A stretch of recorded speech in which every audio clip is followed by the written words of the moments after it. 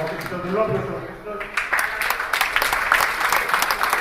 ο Σπίκας ο Αποστόλης, από Πάτρα,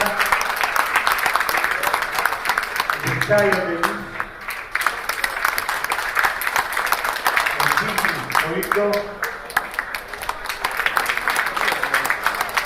ο Νικάη ο Μάριο, ο Γκέκας ο Δενής, ο Γιωβάνο ο Γράτσης.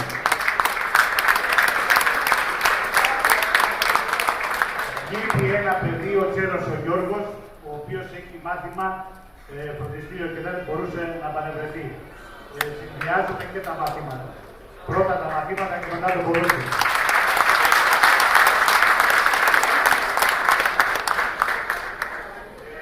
Να σας παρουσιάσω τώρα και τις εμφανίσεις της ομάδας. Η πρώτη που βλέπετε η λευκή, η δεύτερη η ασπρόμαυρη κλασική. Με αυτές τις εμφανίσεις θα πορευτούμε φέτος και πιστεύω να πάμε όσο μπορούμε καλύτερα.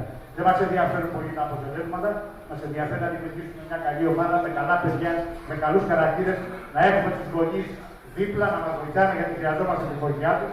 Χωρίς αυτούς δεν μπορούμε κι εμείς να κάνουμε πολλά πράγματα, τους θέλουμε πράγματα κοντά μας. Πιστεύουμε και η επιδίωξή μας είναι του χρόνου τέτοια εποχή, 1, 2, 3, 27, αν είναι δυνατόν να πάνε στην πρώτη ομάδα. Να ξεπολύσουν.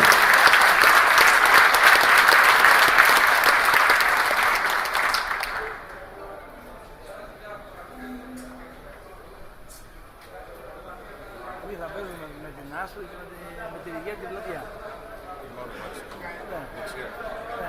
Αυτές οι δύο στα κρέα. Δεν είναι άσχημα.